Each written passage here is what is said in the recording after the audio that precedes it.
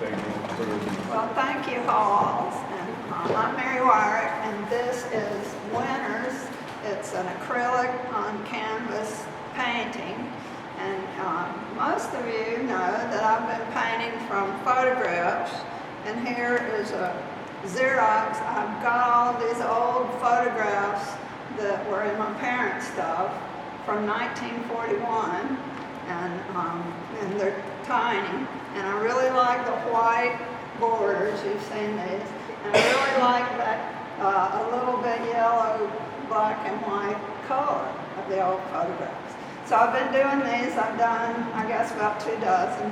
And this one is different because I have veered away from copying the photograph, and I put in a lot of different things and made things up to create kind of a fiction, but it's based on the characters that were real people in 1941. So one person that's here is the winner of the beauty contest that was held at a picnic at a textile mill in Burlington, North Carolina. And my parents worked at the textile mill, and they are in some of the pictures. But I saw Miss Mayfair in 1941, and I realized, oh, that's in 1941, and that's Mayfair Mills that they used to talk about all the time. So in this picture, I have the winner and the second place and the third place, and it is based on other pictures of the 3 top winners. But I kind of made up the figures. There's not really, they didn't really line up with their plates, but there was lots of barbecue. People down there still eat barbecue at every gathering. And this was part of a photograph of the men dishing up the barbecue. So I did take that from a small, again, these tiny little photos. One thing I'm interested in these paintings is the management and the people in charge, which are all men, and the women who in the 40s, most of the textile workers were women. And the textile mills, even though they say they weren't totally segregated, most of the textile mills were pretty segregated, mostly white people until the 60s. So Dan Miller just walked in. Dan, one thing I like about art is that when you put yourself out there, even at a member show, people bring you things and talk to you about their past or about the textile mill in East Aurora, or people bring things to you. When I was painting wrestlers, Dan, a friend of ours who's a speech teacher at Akron, in Buffalo, he brought me a book about wrestlers. And so I started painting these, and he sent me this picture of his uncle, Uncle Tony Romeo, who worked in the 40s and traveled in North Carolina and other places, right? And he didn't really come to one of these picnics that I know of, and I only have a few of these photos from one picnic, so I don't really know where he went, but there were clowns at the picnic. There was lots of entertainment at the picnic. Of course, the real entertainment was the women textile mill workers who were in the pageant. I think that was the real entertainment. But there were clowns at the picnic, and so I used this photograph to create a picture. I know you can come closer if you want to look. This is Uncle Tony. So I added Uncle Tony and gave him a suit, and I created this little scene that you can think about what might be happening. We have the first, second, and third place winners, and all the other women with numbers on them. But here we have Uncle Tony. He's pinning a ribbon on a woman. This woman, by the way, is from Buffalo. She was in a figure drawing class that I took. So I just put her there to be the recipient of Uncle Tony's ribbon. And he has several other ribbons with winners on them. I don't know if he's being funny or if he's trying to is he going to make everyone a winner? I don't know. But anyway, so I found a place for Uncle Tony, and again, he he worked with his wife, correct, who was a singer. Yeah. So they had a traveling show. So Uncle Tony dressed like this, I presume. And do you know anything else about the show?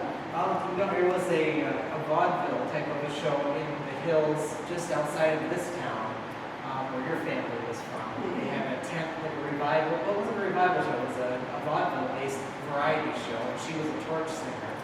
And they married in North Carolina and then moved back to New York and opened a barbecue restaurant. Okay. Oh, wow. And one day, Dan had us over and cooked barbecue, because barbecue is so, North Carolina, of course, now barbecue is up here too.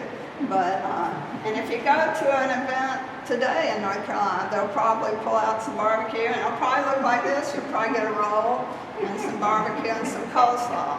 That's one of the things that hasn't changed very much. A lot of the things, when I'm painting from these old photographs, I guess I'll pass these around, I think about what's different from back then and now. Because, you know, from a photograph, it's not, you think the photograph is evidence, but what do you really know from what you see in the photograph? Because you just learned that I made a lot of this up. Like most of these people, I just kind of stuck in there. And if you look very closely, you can see that some of them don't exactly fit exactly right. But don't look too close. Think about the story. Think about, is there a story, where it is. I've told you it's from North Carolina.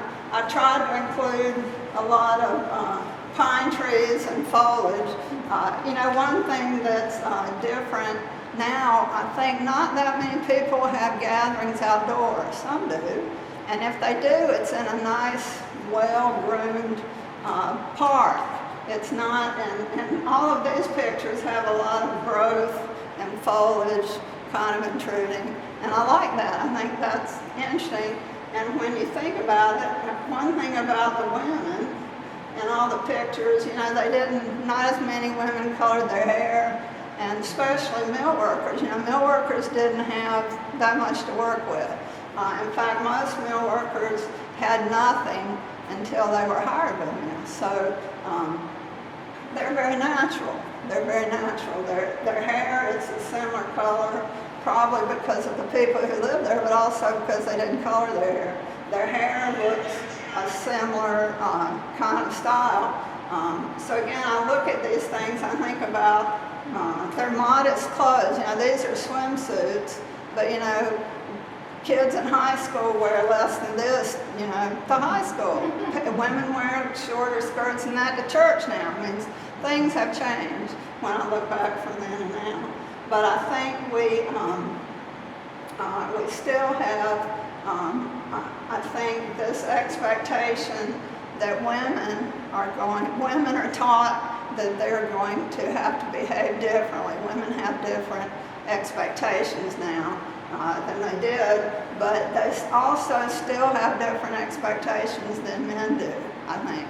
We still have women not making as much money as men. We have women are victims of domestic violence still today. And I think that if you went to Burlington today, you probably wouldn't see a beauty pageant with swimsuits. I think there is a Miss Burlington contest. I don't think they have a swimsuit competition. And they've canceled the swimsuit competition from Miss America. Is it still canceled? I heard that people were arguing about they banned the swimsuit, and some of the people said, why not a swimsuit? We want the swimsuit back. So again, some things have changed. If you went to Burlington today, you'd see a different picture. Maybe not the swimsuits, probably the barbecue, but I think one important thing that you would see if you went to Burlington today, a big gathering like this for a mill or a business, you'd see lots of African Americans, you'd see lots of Hmong people, you'd see Thai people, you'd see a more diverse population. That's about all I have. Any questions? Thank you, Mary. Okay,